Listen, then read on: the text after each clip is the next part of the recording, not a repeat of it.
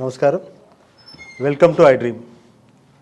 ఈరోజు మనతో పాటు ప్రముఖ ఆధ్యాత్మికవేత్త జ్యోతిష పండితులు సుభాష్ శర్మ గారు ఉన్నారు.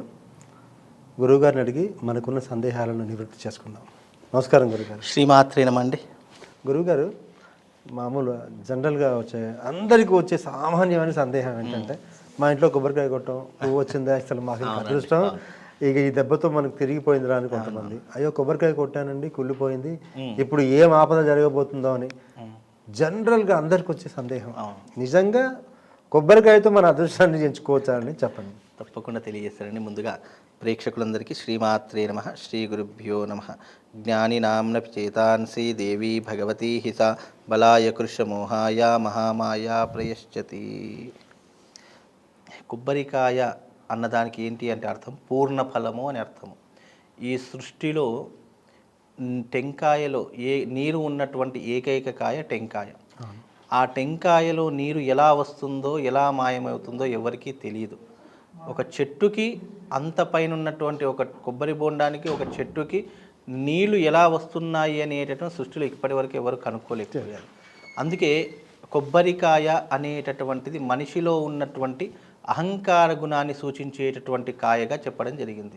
అయితే ఈ టెంకాయ అనేటటువంటి విషయానికి మీరు వచ్చారు కాబట్టి, అది మనము కొట్టేటటువంటి విధానంలో కూడా ఎన్నో రకాలైనటువంటి విధానాలు మనిషిగా మనం ఏర్పరచుకున్నవే తప్ప అందులో దైవత్వాన్ని ఆపాదించడానికి ఏమీ లేదు. ఇక్కడ కుళ్ళిపోయిందా, లేదా దాంట్లో పువ్వు వచ్చిందా, లేదు అంటే అది వేరే రకంగా, అంటే కొంతమంది తొట్లె పలిగింది అని అంటారు, అంటే క్లాస్గా ఇదే అడుగుదాం అనుకున్నాను. ఇప్పుడు మరీ ముదిరి తొట్లు పలిగింది ఇంట్లో సంతానం కలగబోతుంది. అది ఏంటి అంటే మనిషి యొక్క, అంటే మనిషి ఆశాజీవి. అరే ఒక బ్రాహ్మడి నోటి నుండి ఇలా వచ్చింది అంటే వాళ్ళు సంతోషపడతారు. అంటే ఒక మనిషిని సంతోష పెట్టడానికి చెప్పేటటువంటి మాటలే ఇవన్నీ కూడా మనిషిని ఎన్నో రకాలైన పురోగతికి తీసుకుని వెళ్తారు. అంటే పాజిటివ్గా ఆలోచించడం, పాజిటివ్గా చెప్పడం, పాజిటివ్గా మాట్లాడడం, ఇవన్నీ ఏంటి అంటే మనిషిలో ఉన్నటువంటి ఆనందాన్ని తెలియజేస్తాయి. అంతే ఇప్పుడు కుళ్ళిపోయింది కదా, అయ్యో నువ్వు ఏదో రకంగా ఇబ్బంది పడిపోతావు, ఏదో రకంగా నాశనం అయిపోతావు, నీకు ఏదో కీడు జరిగేటటువంటి సంఘటనలు ఉన్నాయని మనం చెప్పామనుకో, అక్కడ ఏమవుతుంది అంటే మనిషి భయాందోళనకు గురవుతాడు. ఒకటి ఫస్ట్ పాయింట్, ఏదో జరిగిపోతుంది అని భయపడి తాను ఏమీ జరగకముందే మనసులో ఒక భయం పెట్టుకుంటాడు. ఏ చిన్న సంఘటన జరిగినా అయ్యో దానికే జరిగింది అని భయాందోళన చెందుతాడు. కాబట్టి దాన్ని కప్పిపుచ్చడానికి చెప్పేటటువంటి మాటలే ఇవన్నీ కూడా. కాకపోతే దైవత్వంలో ఉన్నటువంటిది ఏంటంటే కొబ్బరికాయని మానవ శరీరంతో పోలుస్తారు. ఎందుకు అంటే ఈ కొబ్బరికాయ ఎలాగైతే ఉంటుందో, పైన ఉన్నటువంటి ఆ టెంకాయ ఏదైతే ఉంటుందో, గట్టి పదార్థం ఏదైతే ఉంటుందో అది మానవ శరీరము. ఆ తెల్లటి కొబ్బరి తెల్లగా ఉంటుంది కదా, ఆ తెల్లగా ఉన్నటువంటి దాన్ని మన మనస్సుతో పోల్చారు.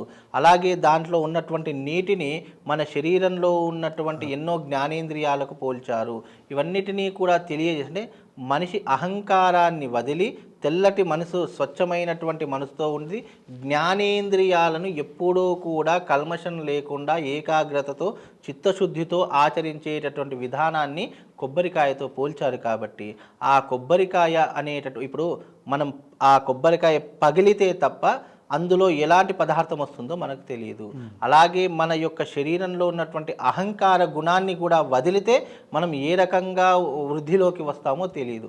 అందుకే ఈ కొబ్బరికాయ అనేటటువంటి దానికి అర్థం ఏంటంటే మనిషిలో ఉన్నటువంటి అహంకార గుణాన్ని వదిలి స్వచ్ఛమైనటువంటి మనసుతో ప్రతి ఒక్కరిని ప్రేమిస్తూ, ప్రతి ఒక్కరిని కూడా గౌరవంతో పలకరిస్తూ ఉండేటటువంటి విషయాన్ని ఈ కొబ్బరికాయతో కొన్ని విధానాలలో పోల్చడం జరిగింది. అందులో టెంకాయ అనేటటువంటిది కోరికలకు చిహ్నంగా చెప్పడం జరిగింది. అంటే ఇప్పుడు నా మనసులో ఉన్నటువంటి కోరిక దైవత్వంతో చెప్పుకొని, ఆ కోరిక తీర్చవమ్మ తల్లి, నీకు 108 కొబ్బరికాయలు కొడతాను, తల్లి నీకు 10 కొబ్బరికాయలు కొడతాను అని చెప్పేటటువంటి విధానాన్ని కూడా దీనిలో భక్తి భావనలో చెప్పడం జరిగింది తప్ప. ఓకే గురువుగారు, అంటే ఇప్పుడు మనం ఆలయానికి వెళ్తే తప్పకుండా కొబ్బరికాయ కొట్టాలి. అవును, నిజంగా ఇప్పుడు అంటే మీరు అనే దాని ప్రకారం కొబ్బరికాయలు అనేది ఇప్పుడు ఒక వ్యాపారంలో కొనసాగింది. అలాగే పూర్వకాలం నుంచి కూడా కొబ్బరికాయ ప్రతి ఆలయంలో కొడుతున్నారా, ఈ మధ్యనే ఉందా, ఇది తెలియజేయండి. మనకు ఈ సృష్టిలో కొబ్బరికాయ అనేటటువంటిది సృష్టి ఆవిర్భావం నుంచే ఉంది. కల్పతరువు అని అంటూ ఉంటారు దాన్ని. అయితే ఈ సృష్టిలో ఉన్నటువంటి టెంకాయ అనేటటువంటిది మనం ప్రతి దేవాలయంలో ఎందుకు కొడతాము అని అంటే అది కోరికకు ఒక గుర్తుగా కొడతాము. అలాగే భగవంతుడి దగ్గరికి వెళ్ళేటప్పుడు పత్రమో ఫలమో పుష్పమో ఏదో ఒకటి తీసుకొని వెళ్ళాలి.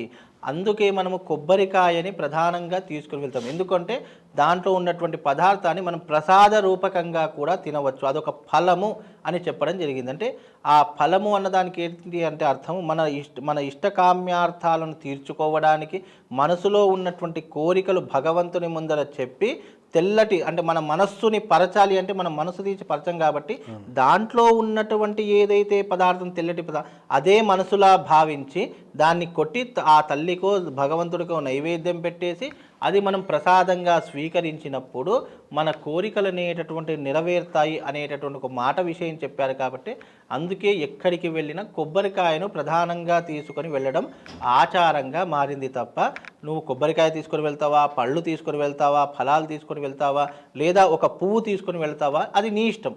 ఎందుకంటే మనిషి ఏదైతే నిర్ణయం చేసుకుంటాడో అదే పెద్దనైనటువంటి విషయము. దాంట్లో మనం కొబ్బరికాయ తీసుకొని వెళ్ళడం అనేటటువంటిది మనకి ఇప్పుడున్నటువంటి ఆచారం కాదు, మనకు అనాదిగా వస్తున్నటువంటి ఆచారము. కొబ్బరికాయ ఇప్పుడు పుట్టినటువంటిదో వెలిసినటువంటిదో కాదు, అది స్వయం ప్రకాశిని కొబ్బరికాయ. దానంతటా అదే ఉద్భవించినటువంటి కాయే టెంకాయ. కాబట్టి దానికి ఇప్పుడు కాదు, అనాదిగా ఎన్నో ఏళ్ల నుంచి ఎన్నో యుగాల నుంచి ఉన్నటువంటిదే ఆ కొబ్బరికాయ. దాన్ని తీసుకొని మనం భగవంతుడి ముందర కొట్టినటువంటి విధానమే మనం ఎన్నో రకాలుగా అపోహపడుతాం. అంటే కొబ్బరికి కుళ్ళిపోతే ఏదో ఇబ్బంది జరుగుతుంది, లేదా తొట్లె పలగడం ద్వారా ఏమవుతుంది అంటే నీకు కొడుకో పుడతాడో ఏదో శుభసూచకాలు జరిగే అవకాశం. ఇవి మనం ఏంటి అంటే మనిషి యొక్క సంతోషం కొరకు చెప్పడమే తప్ప అది కుళ్ళిపోయినా నష్టమేం లేదు, మనకు దాంట్లో పువ్వు వచ్చినా మనకు అదృష్టం కలిగేది లేదు. మన జీవితము ఎలా నిర్ణయించాడో అలా భగవంతుడు నిర్ణయిస్తాడు తప్ప అందులో పెద్ద చెప్పుకోదగ్గటువంటి విషయాలంటూ ఏమీ లేవండి. అపోహలు పడకూడదు. ఎందుకంటే ఇప్పుడు మనము ఏదైనా టెంకాయ కొడితే పంతులకు కుళ్ళిపోయింది ఏదైనా అలా జరగకుండా ఉంటుందంటే మనం ఒక రెండు మాటలు చెప్తే కానీ మనసు కుదుట పడదు. అంటే మనసు కుదుట పెట్టుకోవడానికి, ఎందుకంటే ఏదైనా మాట ద్వారానే మనిషి యొక్క అనుమానాలు కానీ రోగాలు కానీ తగ్గుతాయి. అలాంటి మాట చెప్పదు, అయ్యో ఇది కుళ్ళిపోయింది కాబట్టి భగవంతుడు తినేశాడు, భగవంతుడికి అర్పితమయ్యింది, ఇది ప్రకృతికి అర్పితమైంది కాబట్టి దీంట్లో సందేహపడడానికి ఏం లేదని చెప్పేసి ఒక రెండు మాటలు చెప్పడం ద్వారా మనిషి సంతోషిస్తాడు తప్ప అది ప్రకృతి నుండి మనకు తెలియకుండా ఉద్భవించింది కొబ్బరికాయ. దాంట్లో ఎలాంటి పదార్థం ఉంటుందో మనకు తెలియదు, తెలియకుండా కొడతాము. అది మంచిగా ఉందా భగవంతుడికి అర్పిస్తాం, లేదా ఇంకోటి తీసుకొని కొడతాం, అంతే తప్ప దీని గురించి పెద్ద భయపడాలా ఆందోళన చెందాలని ఏమీ లేదండి. పూర్ణఫలమైన కొబ్బరికాయ చాలా చక్కగా వివరించారు సార్. ధన్యవాదాలు. శ్రీమాత్రి.